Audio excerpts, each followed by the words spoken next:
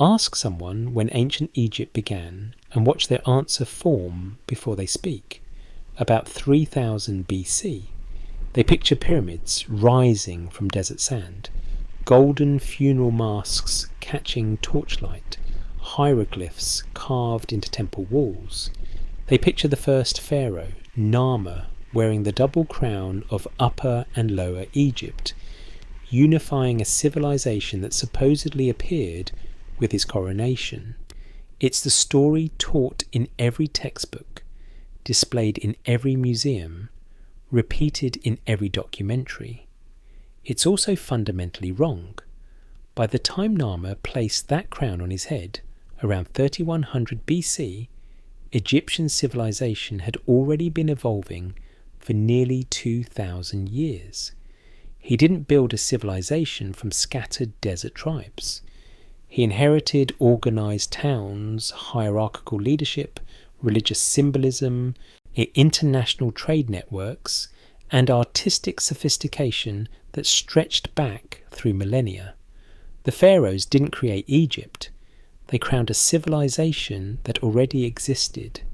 Records buried beneath dynastic monuments reveal powerful kingdoms before kings had names. Inscriptions predate the official invention of hieroglyphs. Trade goods from Afghanistan and Lebanon appear in graves 1,000 years before the first pyramid. Elite tombs rival royal burials before dynasties were numbered. This isn't speculation, it's archaeology systematically dismantling the origin story we've accepted for generations. If you're interested in uncovering the hidden origins of one of history's greatest civilizations, subscribe and hit the notification bell. The visuals in this video add context, but you can follow along with audio alone. I'll drop a comment letting me know where you're listening from and what aspect of ancient Egypt fascinates you most. Let's begin. The first problem is one of selective visibility. Walk into any museum with an Egyptian collection and you'll see Dynasty 1 prominently displayed. The Narmer palette, that famous shield-shaped stone showing the first pharaoh smiting his enemies, gets its own showcase, its own lighting, its own explanatory plaque, declaring it the birth certificate of Egyptian civilization. You'll see exhibits on the Old Kingdom, the age of pyramid builders, the Middle Kingdom with its literary renaissance, the New Kingdom with its imperial conquests and famous pharaohs like Tutankhamun and Ramesses. But try finding a display on the Naqada culture, or the Badarian people who farmed the Nile 1,000 years before Narmer was born, or the Proto-kings whose tombs at Abydos predate Dynasty 1 by generations. At best, you'll find a small case labelled Predynastic period tucked in a corner, filled with pottery fragments and stone tools, presented as primitive precursors to real Egyptian civilization. This isn't because the evidence doesn't exist. It's because the narrative structure of Egyptian history was established in the 19th century when archaeology was in its infancy and the dramatic appeal of pharaohs and pyramids captured public imagination. That narrative, civilization begins with Narmer around 3100 BC, became so deeply embedded in academic frameworks, museum curation, and popular understanding that challenging it feels almost heretical. But the archaeological record has been challenging it for decades. Consider this. The site of Hierakonpolis in Upper Egypt contains massive ceremonial buildings, elite tombs with elaborate grave goods, and industrial-scale craft workshops producing pottery, stone vessels, and copper tools. These structures don't date to the early dynasties. They date to 3500 BC and earlier, 500 years before Narmer. The famous tomb Yuji at Abydos, discovered in the 1880s but only fully analysed in recent decades, contained more than 400 pottery vessels, many imported from the Levant and Syria. It held the remains of a ruler surrounded by retainers who were apparently sacrificed at his burial. The tomb included clay tags with proto-hieroglyphic symbols recording goods and ownership. This tomb predates Dynasty 1 by roughly 200 years. The individual buried there was clearly a king. He had royal scale burial, imported luxury goods, human sacrifice, administrative record keeping, and territorial control. Yet he lived before the first pharaoh supposedly invented kingship. His name might have been Scorpion, or possibly Ka. We're not entirely certain because his inscriptions predate the standardization of hieroglyphic writing, but his existence is undeniable. He wasn't alone. Excavations at Abydos have revealed an entire cemetery of elite burials from the 33rd to 32nd centuries BC, the century immediately before Narmer. These weren't village headmen. They were rulers with territorial control, administrative systems, and the ability to mobilize labour for monumental construction. The institution of kingship didn't begin with Narmer, whereas it evolved gradually from these earlier regional rulers who competed for power, prestige, and control of trade routes along the Nile. Even more striking is the evidence for writing. The earliest Egyptian proto-hieroglyphs don't appear in Dynasty 1. They appear around 3300 BC, possibly earlier. Clay seals and pottery fragments from Abydos contain symbols that clearly represent administrative control, marks denoting ownership, quantity, possibly even royal names. These aren't random decorative marks. They're organised symbols used systematically to record information. They're the foundation of the hieroglyphic system that would later cover temple walls throughout pharaonic Egypt. Writing emerged from economic necessity. Before it recorded religious mythology or royal propaganda, it tracked commodities, ownership, and trade. The Egyptian state grew from accounting systems, not divine proclamation. And that state was internationally connected from its earliest phases. Excavations of pre-dynastic sites have yielded lapis lazuli from Afghanistan, over 3,000 miles away, cedar from Lebanon, obsidian from Ethiopia, cylinder seals showing Mesopotamian artistic influence. Even the architectural layout of some Naqada period structures shows design elements borrowed from Near Eastern models. The Nile Valley wasn't isolated. It was a hub in a vast exchange network linking Africa, the Levant, and the Near East. Egyptian elites were importing luxury goods, adopting foreign artistic motifs, and participating in long-distance diplomacy centuries before the pyramids rose. This international dimension reveals something crucial.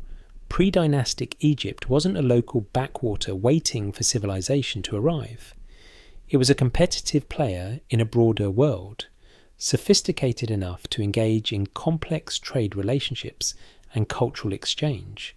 Yet somehow this entire millennium of development, from 440 BC with the Badarian culture through the rise of Naqada regional kingdoms to the proto-kings at Abydos, gets compressed into a brief pre-dynastic period, dismissed as primitive preparation for the real Egypt that supposedly began with Narmer. The traditional narrative rests on a simple but misleading framework. Before 3100 BC, Egypt was scattered tribes without significant organisation. At 3100 BC, Narmer unified the land and civilization suddenly emerged, complete with writing, monumental architecture, religious ideology, administrative systems, and kingship. It's a creation myth dressed as history. The reality archaeology reveals is far more complex and far more interesting. Civilization doesn't appear overnight. It evolves through centuries of experimentation, competition, consolidation, and gradual formalization of power structures. The Badarian farmers who settled along the Nile around 4400 BC weren't waiting for civilization to arrive. They were beginning to build it, developing agriculture, establishing cemeteries with clear social differentiation, creating fine pottery that required specialized skill, and engaging in trade that brought red seashells and Nubian ivory to their settlements. The Nakada culture that followed expanded this foundation dramatically. Population centres grew into proto-cities. Craft production became industrialised.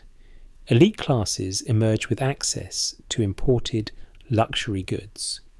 Regional rulers competed for dominance. Ceremonial centres with monumental architecture appeared. Religious symbolism, especially the falcon imagery that would later represent Horus, became standardised. By Nakada III, roughly 3300 to 3100 BC, Egypt was divided into powerful regional kingdoms. These weren't primitive chiefdoms. They had administrative bureaucracies, writing systems, military forces, international trade relationships, and rulers who presented themselves using the same royal iconography that later pharaohs would adopt. When Narmer unified Upper and Lower Egypt around 3100 BC, he wasn't creating civilization from nothing. He was consolidating existing kingdoms, formalizing existing institutions, and monumentalizing existing power structures. The famous Narmer palette that gets presented as Egypt's birth certificate actually demonstrates this perfectly. Look closely at its imagery. The king wears the white crown and red crown that already had established symbolic meaning. He's surrounded by standard bearers carrying symbols that were already recognized emblems of power. The artistic conventions, the hierarchical scale showing the king larger than others, the register-based composition, the symbolic smiting pose, were already mature artistic formulas. The Narmer palette isn't the beginning of Egyptian ideology. While it's a sophisticated piece of political propaganda created within an already established symbolic system, Narmer didn't invent the concept of divine kingship, the symbolism of the crowns, the artistic vocabulary of power, or the administrative frameworks of state control. He inherited all of it from the generations of rulers who came before him. The civilization we call ancient Egypt, with its writing, its religion, its art, its political structures, its economic systems, didn't begin in 3100 BC. It crystallized then. Its roots stretch back at least 1500 years earlier to the first Badarian farmers who chose to settle permanently along the Nile rather than continuing the nomadic life their ancestors had led for millennia. Over the next 9 chapters, we're going to trace that journey. From the first farming settlements to competing regional kingdoms, from proto-writing to royal inscriptions, from scattered religious symbols to organised state religion, from regional rulers to the first pharaoh who wore the double crown. This is the story of Egypt before pharaohs, the civilization that built the foundation for everything that came after, yet remains largely unknown to anyone outside archaeological circles. It's time to bring it into the light. The story begins not with a crown, but with climate change and a choice that would alter the course of human civilization. Around 6500 BC, the Sahara Desert wasn't a desert at all. It was a vast grassland dotted with lakes, crossed by seasonal rivers, and inhabited by communities of hunter-gatherers who followed game across landscapes that are now barren sand. But the climate was shifting, rainfall patterns changed, water sources dried, the grasslands slowly transformed into the desert we know today. Populations faced a choice: migrate or adapt. Many moved, some went south, others went north toward the Mediterranean coast. But one group made a different decision. They moved east toward the narrow ribbon of water cutting through the landscape, the Nile River. That choice, made by communities whose names we'll never know, set everything in motion. Traditional textbooks present Egyptian history as a neat progression. Dynasty 1 begins around 3100 BC with Narmer's unification. Before that, there's a brief mention of predynastic cultures, treated as primitive preparation for the real civilization about to emerge. Then the narrative jumps immediately to pyramids, hieroglyphs, and pharaohs ruling from Memphis.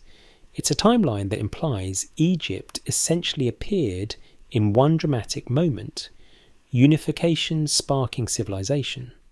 Archaeology tells a radically different story. The communities who settled along the Nile between 6500 and 4400 BC weren't simply surviving. They were innovating. They domesticated plants and animals. They developed pottery techniques that required controlled firing temperatures and specialized knowledge. They established permanent settlements rather than seasonal camps. They created cemeteries with deliberate burial practices that suggest emerging beliefs about death and the afterlife. This is the Badarian culture, named after the site of El Badari in Upper Egypt, where their distinctive red and black pottery was first identified in the 1920s. These weren't scattered nomads waiting for civilization to rescue them from primitive existence. They were farmers, craftspeople, and traders who made conscious choices about how to organize their communities. Their graves reveal social differentiation. Some burials contain simple pottery and basic tools. Others include elaborate grave goods, finely crafted vessels, copper implements, jewellery made from imported materials like turquoise and shells from the Red Sea. This differentiation indicates hierarchy. Certain individuals or families had access to resources and goods others didn't. That's not tribalism. That's the foundation of social complexity. By 4000 BC, the Naqada culture had emerged, expanding on everything the Badarian people established. Population centres grew dramatically. Hierakonpolis, Naqada, and an Abydos transformed from villages into proto-urban centres with thousands of inhabitants.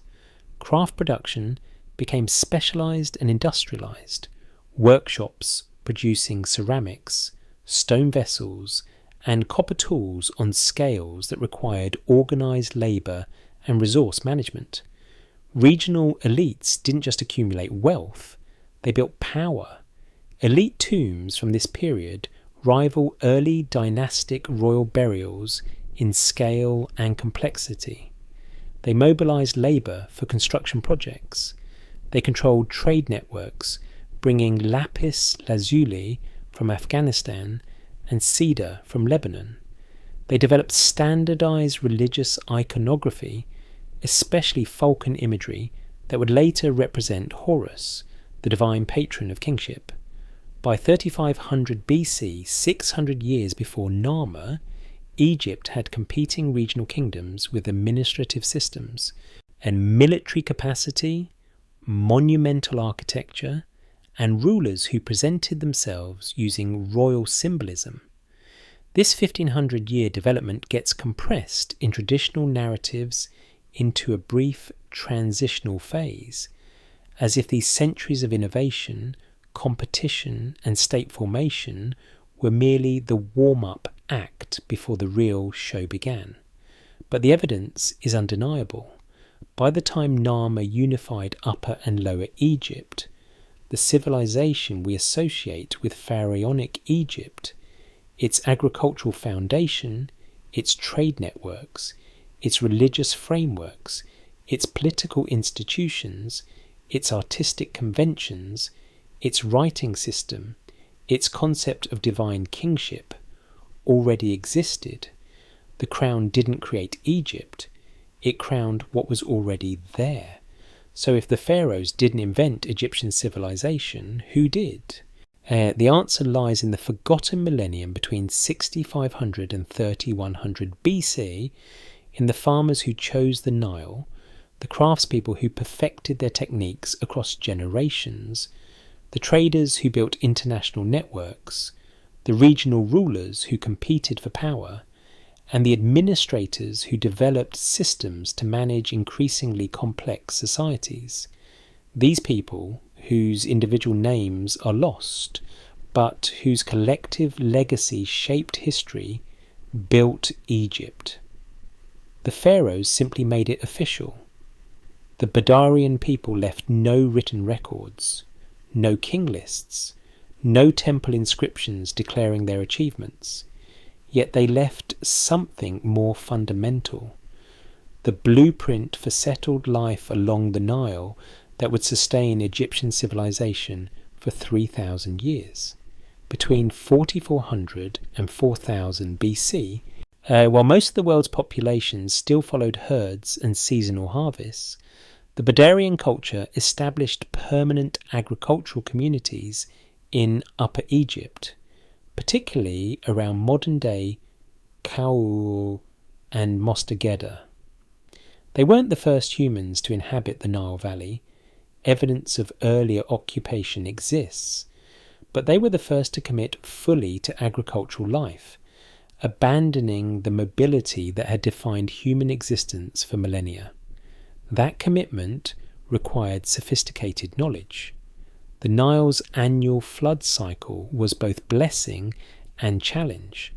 Waters rose predictably each summer, depositing nutrient-rich silt across the floodplain before receding, but timing was everything. Plant too early and seeds drowned. Plant too late and crops withered in soil that hadn't retained enough moisture. The Badarians mastered this rhythm, cultivating emmer wheat and barley in basin systems that captured floodwater without being overwhelmed by it. They domesticated animals, cattle, sheep, goats, pigs, integrating herding with crop cultivation in ways that maximized both. Livestock provided meat, milk, leather, and labor. Their manure enriched fields. This integrated agricultural system produced reliable food surpluses, enabling population growth and freeing some community members from constant food procurement. Those freed individuals developed specialized skills. The most distinctive Badarian achievement was their pottery, specifically their black-topped red ware. These vessels weren't crude storage containers. They were aesthetically sophisticated objects requiring precise technical control. Potters shaped fine clay into thin-walled vessels, then fired them in ways that created a rich red surface.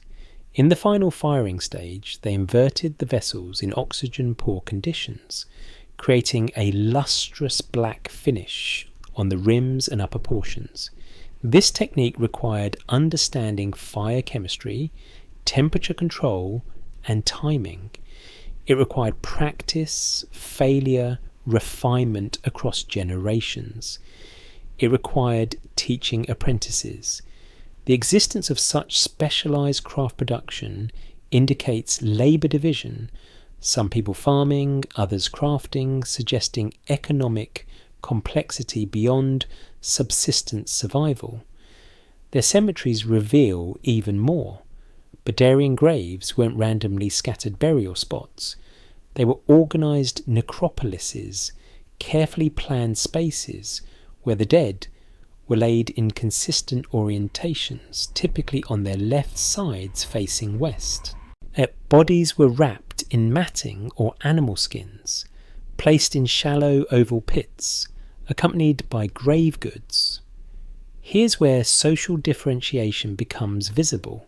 Simple graves contained basic pottery vessels, perhaps a few stone tools, maybe a shell bracelet. But other graves, a minority but a significant one, held elaborate collections, dozens of pottery vessels, including the finest black-topped ware, carved ivory combs and hairpins, copper tools and ornaments, cosmetic palettes made from grey wax stone, beads fashioned from carnelian, turquoise, and shells that came from the Red Sea coast. These exotic materials tell a crucial story. Red Sea shells and turquoise had to be obtained through trade networks, extending hundreds of miles east across the desert.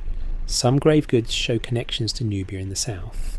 As the presence of these items indicates not just trade, but organised exchange relationships and the wealth to participate in them.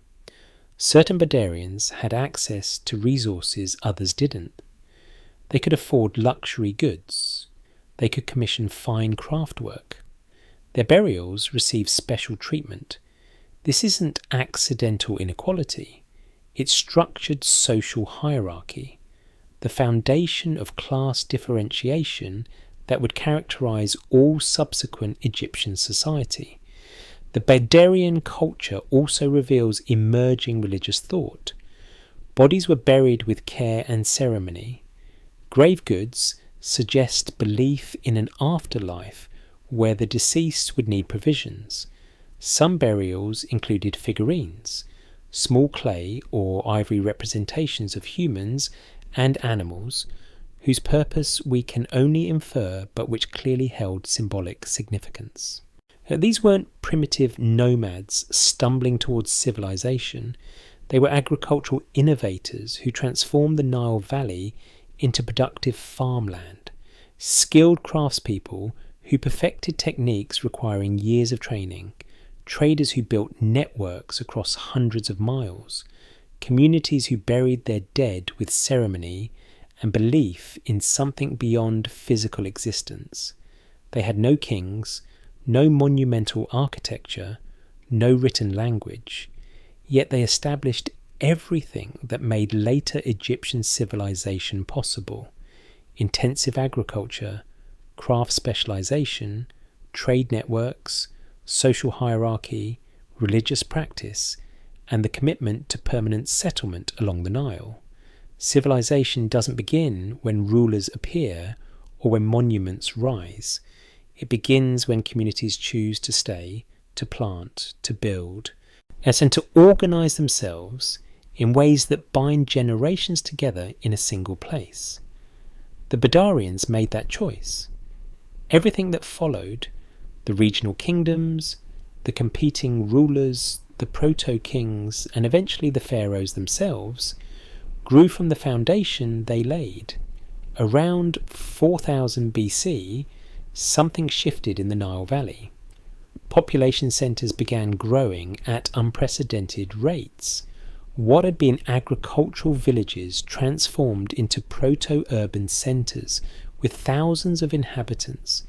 Competition intensified, power concentrated, regional identities crystallised around specific sites that would dominate Upper Egypt for the next 900 years.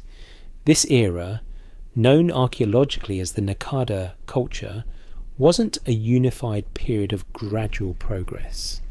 It was 9 centuries of rivalry, innovation, and state formation unfolding across 3 distinct phases, each representing quantum leaps in social complexity. Naqada I, also called the Amratian phase after the site of El Amra, lasted from roughly 4000 to 3500 BC. Communities expanded agricultural production, supporting larger populations. Pottery styles became more elaborate, featuring white painted designs on red vessels, geometric patterns, animals, boats, and human figures that suggest developing symbolic systems. Graves show increasing wealth differentiation. Elite burials contain not just fine pottery, but stone mace heads, copper tools, and imported goods in quantities that indicate accumulating power. But Naqada II, the Girzian phase named after El Girza, represents the true transformation between 3500 and 3200 BC, and the Nile Valley became an arena of competing proto-states. 3 sites emerged as dominant power centres: Hierakonpolis, Abydos, and Naqada itself. These weren't merely large villages, they were regional capitals, controlling tributary territories, mobilising labour for construction projects, and competing for control of trade routes. At Hierakonpolis, ancient Nekhen, excavations have revealed massive ceremonial enclosures with walls over 2 meters thick, temple structures, elite residential compounds separated from commoner housing. Most remarkably, industrial zones where craftspeople produced pottery, stone vessels, and copper implements at scales requiring organised workshop systems with overseers, specialised labourers, and resource distribution networks. One tomb at Hierakonpolis, designated Tomb 100, contained wall paintings unprecedented in Egyptian prehistory, boats carrying standards, hunters, animals in procession, prisoners bound and defeated. This isn't folk art. It's iconography of power, early visual propaganda celebrating military dominance and ritual authority. The elite cemetery at Hierakonpolis shows tomb sizes escalating dramatically during Naqada II. Some burial chambers reached 5 meters in length, contained hundreds of pottery vessels, stone pallets, ivory objects, and weapons. These weren't just wealthy individuals, they were rulers commanding resources on state-like scales. Abydos followed a parallel trajectory. Located farther north in Upper Egypt, Abydos developed its own powerful elite who would eventually claim dominance over the entire region. The famous cemetery U contains tombs that grew increasingly elaborate through the 34th and the 33rd centuries BC. Tomb UJ alone held over 400 imported pottery vessels, wine jars from the Levant, cylinder seals showing Mesopotamian influence, and those crucial clay tags with proto-hieroglyphic markings. The individual buried in Tomb UJ controlled international trade, commanded administrative systems capable of record-keeping, and wielded authority requiring symbolic representation through early writing. This was kingship in everything but official title. Naqada itself, the type site giving its name to the entire culture, shows similar development: large elite tombs, evidence of craft specialisation, and goods from across the known world. These 3 centres weren't cooperating, they were competing. Their pottery styles show distinct regional preferences. Burial customs differ slightly. Most tellingly, military symbolism proliferates during Naqada II: mace heads, ceremonial pallets showing bound captives, depictions of warfare and domination. Egypt during this period resembled ancient Sumer. Multiple city-states vying for supremacy, each developing state-level institutions independently before eventual consolidation under a single victor. Naqada III, the proto-dynastic phase from 3200 to 3100 BC, represents the final countdown to unification.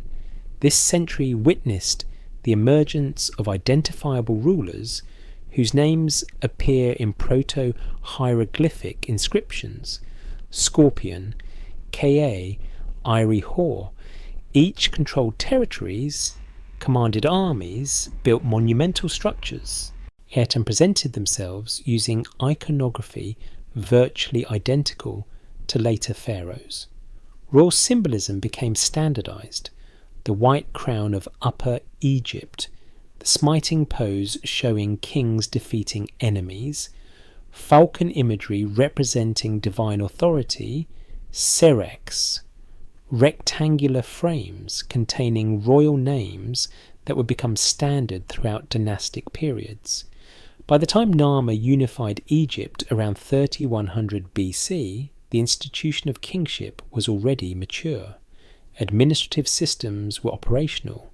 Religious ideology was established. Artistic conventions were fixed. Military organization existed. Economic networks functioned. State formation wasn't a sudden event triggered by unification. And it was an evolutionary process unfolding across 900 years as competing regional powers developed increasingly sophisticated political institutions, each trying to outcompete rivals. Egypt didn't become a state when Narmer wore the double crown. Multiple proto-states had already existed for generations. Unification simply determined which regional kingdom would absorb the others and impose its vision across the entire Nile Valley. The age of competing kingdoms forged the tools of pharaonic power long before pharaohs officially existed. For over a century, Egyptology taught that Narmer was Egypt's first king. The founder who invented the institution of pharaonic rule when he unified Upper and Lower Egypt around 3100 BC. Textbooks presented him as the originator of divine kingship, the first to wear the crowns, the first to command armies and administer territories.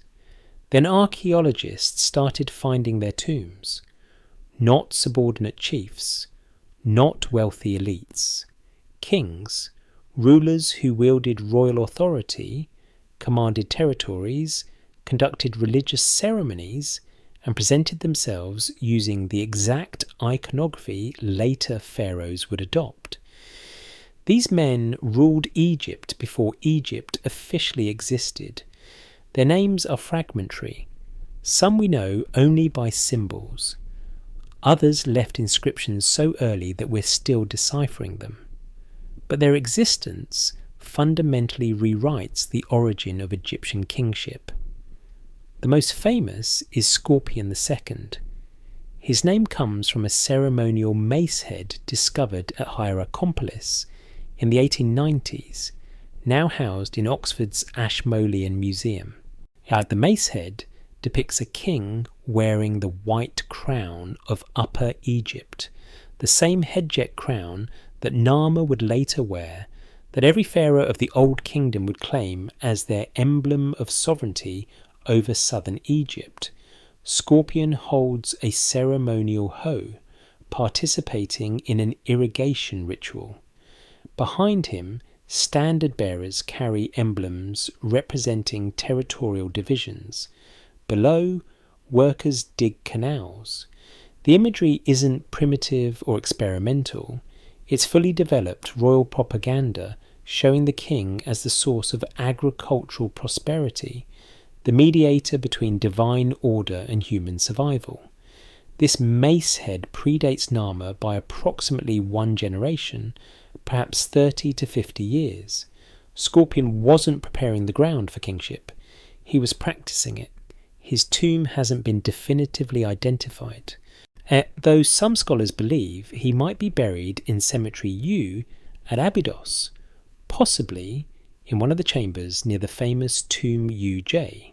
That tomb, excavated by German archaeologist Günther Dreyer in the 1980s, contained remains of a ruler who died around 3200 BC, a full century before Narmer. The individual in Tomb UJ commanded extraordinary resources. The burial chamber held over 400 pottery vessels, many containing wine imported from the Levant. Cylinder seals showed Mesopotamian artistic influence. Most crucially, the tomb contained over 150 clay tags with proto-hieroglyphic markings. These weren't decorative symbols, they were administrative labels recording contents, quantities and origins of goods. The deceased ruler controlled trade networks spanning hundreds of miles, administered territories requiring record-keeping systems, and wielded authority necessitating symbolic representation through early writing. Some scholars believe this was King Scorpion I, possibly the grandfather or predecessor of Scorpion II. Others suggest the occupant was a ruler whose name contained the symbol for Ka, one of the complex Egyptian concepts relating to life force and spiritual essence. Another pre-dynastic king, Eri-Hor, left his name inscribed on pottery vessels found at Abydos, and possibly at sites in the Nile Delta. His inscriptions use the serek, that distinctive rectangular frame topped with a falcon that would become the standard way of writing royal names throughout pharaonic history. Eri-Hor's serek is slightly less elaborate than later versions, but the fundamental formula is identical. And he ruled after the occupant of Tomb Uj, but before Narmer, probably in the 32nd or 31st century BC. His tomb at Abydos, designated Tomb B1/B2, was substantial, though later damaged. The presence of his name in both Upper Egypt and the Delta suggests he may have attempted territorial expansion northward, a campaign Narmer would later complete. Then there's Ka, possibly the same ruler from Tomb Uj, possibly a different individual. His name appears on inscriptions from Abydos in a serek frame. Some scholars identify him as the immediate predecessor to Narmer, possibly even Narmer's father. The evidence suggests a sequence. Rulers in the 33rd century BC, whose names we may never fully recover, followed by Scorpion I, then possibly Ka, then Eri-Hor, then Scorpion II, and finally Narmer. And this isn't a line of village chiefs gradually accumulating influence. These were kings ruling territorial states, conducting religious ceremonies, commanding military forces, controlling trade, administering economies through early bureaucratic systems, and legitimizing their authority through standardized royal iconography. Every element of pharaonic kingship was already present. The crowns, the serek name formula, the ceremonial regalia, the smiting imagery, the falcon symbolism connecting kings to divine authority, the irrigation rituals, the military campaigns, the monumental tomb construction. Narmer inherited a fully operational system of divine kingship that had been developing and refining itself for at least 2 centuries, possibly longer. He didn't invent the institution. He didn't introduce the concept of sacred monarchy. So he didn't create the iconography or establish the religious frameworks or develop the administrative structures. He was the culmination of a process, not its beginning. The king who finally achieved what his predecessors had been attempting for generations: complete territorial control over both Upper and Lower Egypt. Kingship didn't begin with unification. Unification was achieved by kings who already existed. Writing is supposedly invented twice in human history: in Mesopotamia around 3300 BC with cuneiform, and in Egypt shortly after with hieroglyphs. The narrative presents these as independent developments, with Egypt perhaps slightly later, possibly influenced by the Mesopotamian example, except the dates keep getting pushed back. And the earliest securely dated Egyptian proto-hieroglyphs now come from around 3300 BC, contemporary with the earliest Mesopotamian writing, possibly even slightly earlier. And their purpose reveals something fundamental about how states actually form. The clay tags from Tomb Uj at Abydos are small, most no larger than a few centimetres across. They're made from Nile clay, roughly shaped with symbols incised or painted on their surfaces. Over 150 of these tags were recovered from the tomb, each representing a deliberate act of record keeping. The symbols aren't decorative, they're systematic. Some tags show images of plants, animals, or objects clearly representing commodities, cloth, oil, grain. Others display what appear to be numbers, notches or marks indicating quantities. Yet still others contain more abstract symbols that might represent places of origin or ownership. One tag shows a scorpion, possibly referring to the king of that name. Another displays a falcon on a standard.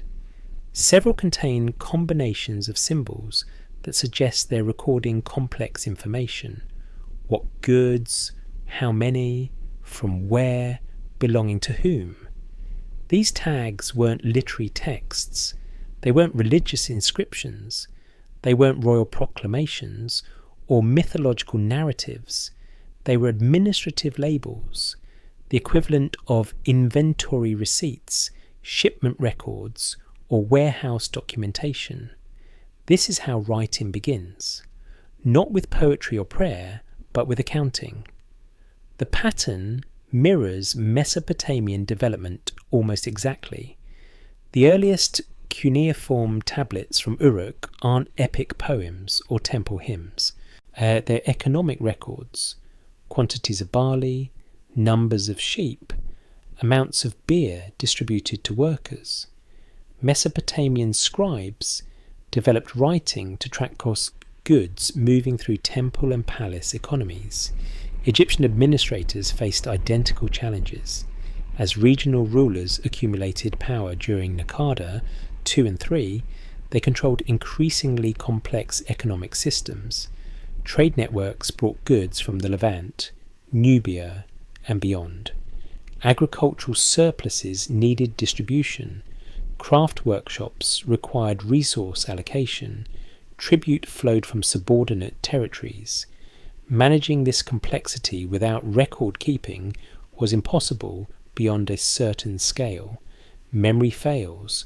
Oral transmission introduces errors. As economic systems grew, administrative technologies had to evolve to match. The proto-hieroglyphs at Abydos represent that evolution, the moment Egyptian administrators realized they needed permanent, standardized symbols to track economic transactions. Other pre-dynastic sites show similar evidence. Abydos has the highest concentration, but tags and vessel markings with proto-hieroglyphic symbols appear at Hierakonpolis, Naqada, and sites in the Delta. The spread indicates this wasn't one scribe's experiment, but a developing system being adopted across multiple administrative centres. The symbols themselves reveal the transition from pure pictographs to more abstract signs. Early tags show recognisable images, a plant clearly representing a specific commodity, an animal denoting livestock. But some symbols are already simplified or conventionalised, reduced to essential elements that scribes could reproduce quickly and consistently. This is the path toward true writing. Images becoming symbols, symbols becoming standardized, standardization enabling more complex information encoding. By the time Narmer unified Egypt, the hieroglyphic system was operational. The famous Narmer palette and Narmer mace heads contain fully formed hieroglyphic inscriptions with the king's name in a Sirach frame. accompanied by symbols identifying officials, recording events, and making political statements. That sophistication didn't appear overnight.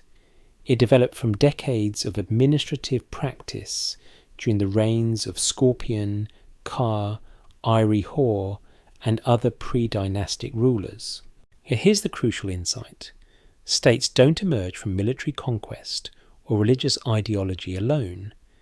They emerge from economic organisation.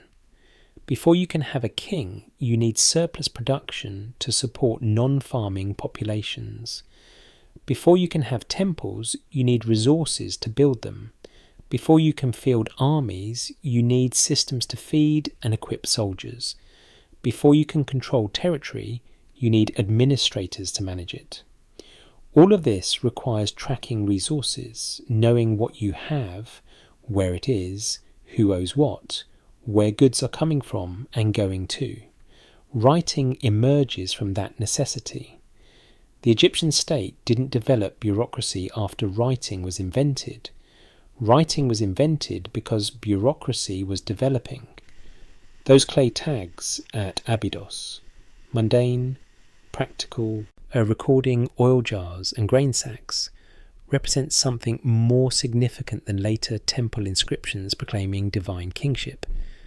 They represent the moment administration became too complex for memory and speech alone. They represent the moment Egypt became a state in the most fundamental sense, an entity requiring permanent records to function. Religion would later appropriate writing for sacred texts. Royal propaganda would use it for monumental inscriptions. Literature would eventually flourish. But writing began in warehouses and trade depots, tracking commodities for rulers who needed to know what they controlled. The pharaohs inherited a fully functional writing system, but that system wasn't created to glorify kings. It was created to count their goods. Everything else came after. Yet the standard image of pre-dynastic Egypt depicts isolated communities developing independently along the Nile, cut off from the broader world until the pharaohs eventually established international relations through military conquest and diplomatic treaties. The archaeological record tells an entirely different story. Pre-dynastic Egypt was intensely, continuously and systematically connected to a trade network spanning 3 continents. Goods moved thousands of miles. Artistic ideas crossed cultural boundaries. Diplomatic relationships existed centuries before official history acknowledges them. The evidence appears in graves. Elite burials at Nakada, Hierakonpolis, and Abydos contain lapis lazuli, a brilliant blue stone that doesn't exist anywhere in Egypt or the surrounding regions. The nearest source is northeastern Afghanistan, at over 3,000 miles away. Yet lapis lazuli beads, amulets and inlays appear in Egyptian graves dating to 3500 BC and earlier. This wasn't accidental transmission. Someone, multiple intermediaries across vast distances, was moving this stone along established trade routes from the Hindu Kush through Mesopotamia, across the Levant and into the Nile Valley. The presence of lapis lazuli in pre-dynastic graves indicates Egypt was integrated into the same exchange networks supplying Mesopotamian cities. Cedar wood tells a similar story. Egypt has no native timber suitable for large-scale construction. The Nile Valley produces only acacia, palm and sycamore, none adequate for building ships or monumental architecture. Yet cedar from the mountains of Lebanon appears in pre-dynastic Egyptian sites, and including ships' timbers and architectural elements. Obsidian, volcanic glass prized for its sharp edges, came from sources in Ethiopia or possibly Anatolia. Carnelian, used extensively in Egyptian jewellery, was imported from the Eastern Desert or Nubia. Copper came from Sinai. Tin, necessary for bronze production, originated even farther afield. The sheer variety of imported materials demolishes any notion of isolation. Egyptian elites weren't passively receiving occasional exotic gifts. They were active participants in systematic long-distance trade requiring logistical coordination, established routes, intermediary merchants, and mechanisms for negotiating value across cultural boundaries. But trade goods only tell part of the story. Artistic exchange reveals deeper connections. A Nakeda II pottery features distinctive decorative motifs: serpent-necked boats, mountain landscapes, dancing figures in stylized poses. Some of these designs show clear Mesopotamian influence. Cylinder seals found at Abydos display artistic conventions developed in Uruk and other Sumerian cities. Architectural elements at some pre-dynastic sites mimic Mesopotamian building techniques. This wasn't copying, it was cultural dialogue. Egyptian craftspeople encountering foreign artistic traditions, adapting elements that resonated, integrating them into local aesthetic systems. The result was uniquely Egyptian, but the international influences were undeniable. Lower Egypt shows even more direct connections. The Ma'adi culture, flourishing in the Nile Delta between 3800 and 3200 BC, developed along a different trajectory than Upper Egyptian centres like Hierakonpolis and Abydos. Ma'adi was oriented toward the Mediterranean and the Levant, rather than southward toward Nubia and the African interior.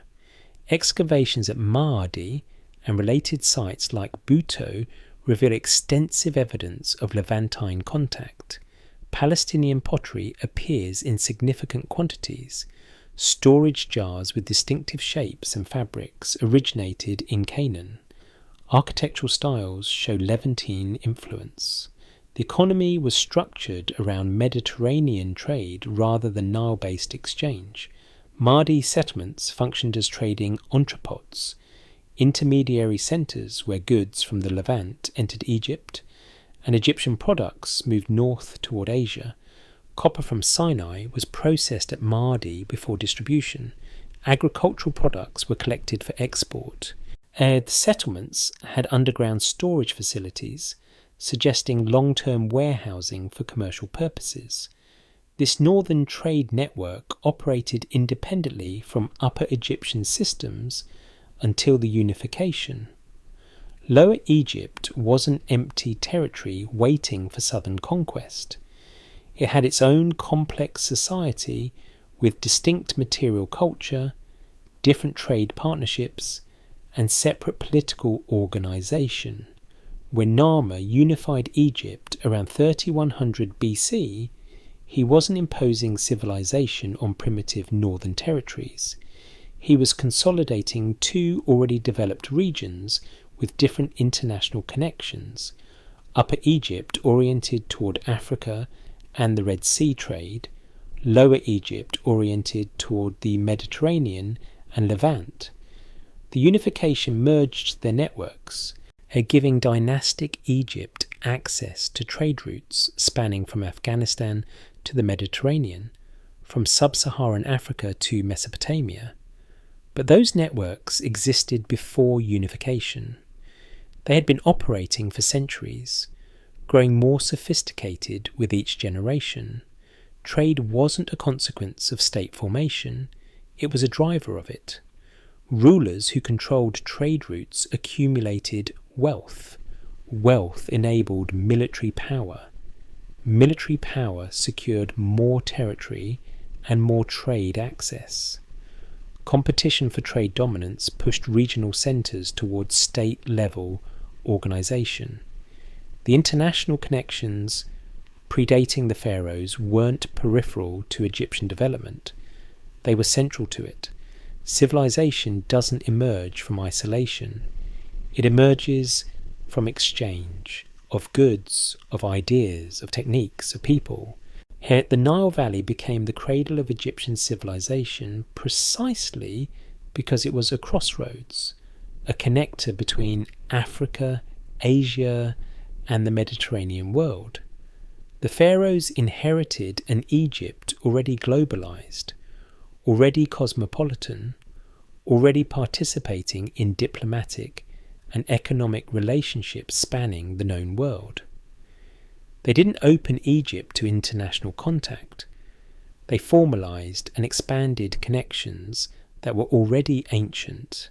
The religious mythology of pharaonic Egypt seems to arrive fully formed in Dynasty 1, Horus the falcon god legitimizing kingship, Ra controlling the sun's journey, Osiris ruling the afterlife, Ma'at embodying cosmic order.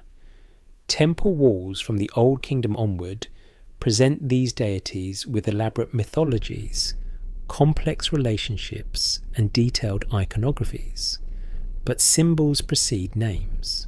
Her beliefs precede temples. Religion begins long before priests write it down. The pre-dynastic Nile Valley was already thick with sacred meaning centuries before anyone carved a god's name in stone. Badarian graves from 4400 BC contain carefully arranged burials, bodies positioned intentionally, accompanied by goods clearly meant for use beyond death. This wasn't disposal of corpses. It was ritual acknowledging something that continued after physical life ended. The concept of an afterlife requiring provisions was already established 1500 years before the first pyramid. Animal symbolism appears even earlier. Pre-dynastic pottery features bulls, hippos, crocodiles, birds, not as decorative flourishes but as recurring motifs suggesting symbolic significance. Some animals represented power and fertility, while others embodied danger or chaos.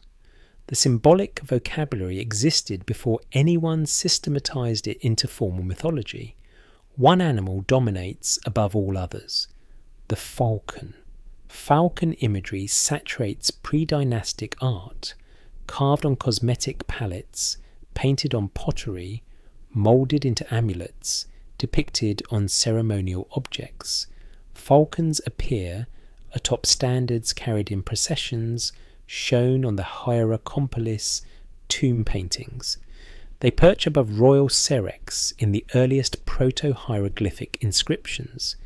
This is Proto-Horus, not yet the fully articulated god of kingship, with his elaborate mythology about defeating Set and avenging Osiris, but the core symbolic association between falcons and divine authority that would anchor pharaonic ideology for 3,000 years.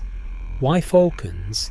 Their predatory power, their dominance of the sky, yet their sharp vision surveying everything below made them perfect symbols for rulers claiming superiority over territories and people. The connection wasn't invented by dynastic priests. It evolved organically from pre-dynastic observations about nature and power. Female figurines present another thread. Small carved or moulded representations of women, some emphasizing breasts, hips, and pregnant bellies, appear throughout pre-dynastic sites. These aren't portraits, they're conceptual representations of fertility, reproduction, and generative power. Later Egyptian religion would formalize these concerns through goddesses like Hathor and Isis, but the underlying preoccupation with fertility, agricultural, human, cosmic, was already central to pre-dynastic religious thought. Hierakonpolis provides the most striking evidence of early institutionalized religion. Excavations uncovered a temple precursor dating to 3500 BC or earlier, a large oval courtyard defined by post holes, with evidence of ritual activity including animal burials, votive offerings, and ceremonial deposits. The courtyard contained several extraordinary finds. A cache of objects included carved mace heads, ceremonial pallets, and most famously a life-size statue of a falcon made from hammered gold sheets over a copper core. This wasn't a temple in the later sense. No enclosed building, no formal priesthood, no written liturgies. But it was clearly a sacred space where rulers and communities performed ceremonies connecting human activity to cosmic forces. The animal burials are particularly revealing. An archaeologist found elaborate graves containing baboons, elephants, hippos and crocodiles, wild animals interred with ceremony and care. Some showed evidence of captivity before death, suggesting they were maintained specifically for ritual purposes. This practice foreshadows the sacred animal cults of later periods, but it also reveals something deeper. Predynastic Egyptians believed certain animals embodied divine power. Killing and burying them ritually was a way of engaging with forces beyond human control. The concept of ma'at, cosmic order, balance, justice, truth, wouldn't be personified as a goddess until Dynasty 5, but the underlying concept appears in predynastic symbolism. The careful organisation of cemeteries, the ritualised burial practices, the artistic conventions showing hierarchical order will all reflect a worldview where proper arrangement mattered, where chaos needed ordering, where human action should align with cosmic patterns. Sacred kingship emerges directly from these religious foundations. Rulers weren't simply powerful individuals who seized control through force. They were ritual specialists mediating between human and divine realms. The king performing irrigation ceremonies on Scorpion's mace head wasn't just organising labour, he was maintaining cosmic order by ensuring agricultural fertility. This connection between kingship and cosmic maintenance was fully operational before Narmer. Dynasty 1 didn't invent the concept of divine kingship. It formalised and monumentalised beliefs that had been developing for centuries. When later pharaohs claimed to be living embodiments of Horus, manifestations of Ra, guarantors of Ma'at, they were articulating ideas rooted deep in pre-dynastic religious evolution. The gods of Egypt weren't created by priests or invented by kings. They crystallized from centuries of symbolic thinking, ritual practice, and attempts to understand forces governing life, death, fertility, order, and power. Dynastic religion gave them names, elaborate mythologies, grand temples, and official cults. But the beliefs, the symbols, the core concerns, those were already ancient when the first pharaoh wore the crown. Religion evolved gradually, organically, across generations who observed nature, experienced power, confronted death, and developed symbolic systems to make sense of it all. The temples came later. The gods were already there. The Narmer Palace sits in the Egyptian Museum in Cairo behind protective glass, as drawing crowds who recognise it as Egypt's birth certificate. The artefact supposedly marking civilization's beginning around 3100 BC. Look closer. It's not a beginning, it's a culmination. The palette is a ceremonial object, 64 centimetres tall, carved from a single piece of greywacke. Both sides display intricate scenes commemorating Narmer's unification of Upper and Lower Egypt. The artistry is sophisticated, the symbolism complex, the political messaging precise. Everything about it reveals a mature system. The obverse shows Narmer wearing the white crown of Upper Egypt, raising a mace to strike a kneeling enemy he holds by the hair.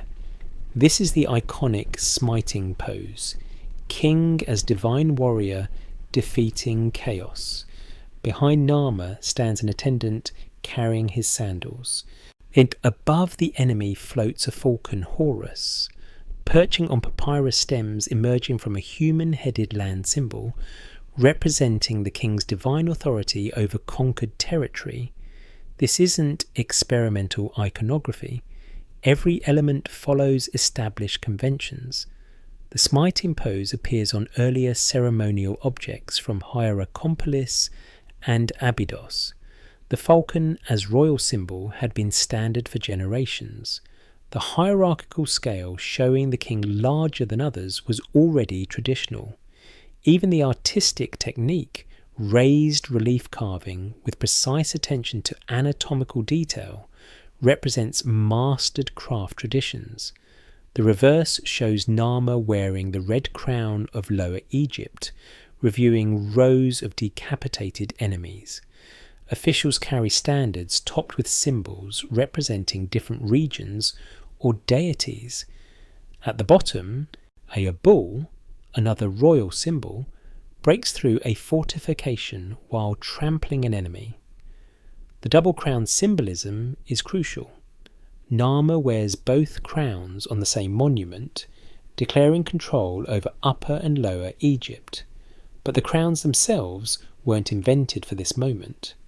The white crown appears on Scorpion II's mace head decades earlier. The red crown has northern origins predating unification. Narmer didn't create these symbols. He claimed both, making a political statement about territorial consolidation. The palette's central image on the reverse shows two serpent-necked felines, their intertwined necks forming a circular depression used for grinding cosmetics. The intertwined animals likely symbolise the two lands unified, Upper and Lower Egypt bound together under single rule. This is sophisticated political propaganda. The Narmer palette wasn't spontaneously created to commemorate an unprecedented event. It was produced within an established tradition of ceremonial art, used by rulers to legitimize power and broadcast political messages. The palette's perfection is telling. The artistic execution, the symbolic vocabulary, the propagandistic clarity, all indicate a mature system where rulers, artists, and audiences shared understanding of visual language. Narmer didn't need to explain what the smiting pose meant or why the falcon represented divine kingship. Everyone already knew unification wasn't the moment Egyptian civilization began. It was the moment competing proto-states resolved their competition through one kingdom's victory.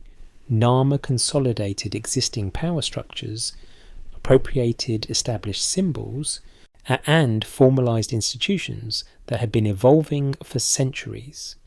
The Narmer palette doesn't document creation, it announces consolidation, the culmination of state formation processes begun by forgotten rulers generations earlier. It's the end of a story, not the beginning. Trace the thread backward from Narmer, and it doesn't end at his coronation. It unravels through centuries of development, innovation, and transformation that began not with kings, but with farmers making a choice. Around 6500 BC, communities fleeing the desiccating Sahara settled along the Nile. By 4400 BC, the Badarian culture had established permanent agricultural settlements, developed specialized pottery techniques, organized cemeteries with social differentiation, and built trade networks extending hundreds of miles. I said they weren't waiting for civilization. They were building its agricultural and social foundations. By 4000 BC, the Nakada culture transformed those foundations into competing proto-states. Hierakonpolis, Abydos, and Nakada grew into regional power centres with thousands of inhabitants, monumental architecture, industrial craft production, and elite classes controlling vast resources. These weren't villages preparing for statehood. They were states competing for dominance. By 3300 BC, rulers whose names we barely know, Scorpion, Ka, Irie Hor, were practicing kingship using the same crowns, the same iconography, the same ceremonial regalia that later pharaohs would claim. They commanded territories, mobilized armies, conducted religious rituals, and legitimized their authority through symbols connecting them to divine power. By 3300 BC, proto-hieroglyphs recorded administrative transactions at Abydos and other centres. Writing emerged from bureaucratic necessity, tracking goods, recording ownership, managing complex economies that required permanent records to function. The state grew from accounting systems before religion appropriated writing for sacred purposes. Throughout this entire period, Egypt participated in international trade networks. Lapis lazuli from Afghanistan, cedar from Lebanon, obsidian from Ethiopia, artistic influences from Mesopotamia, all flowed into the Nile Valley through established exchange relationships.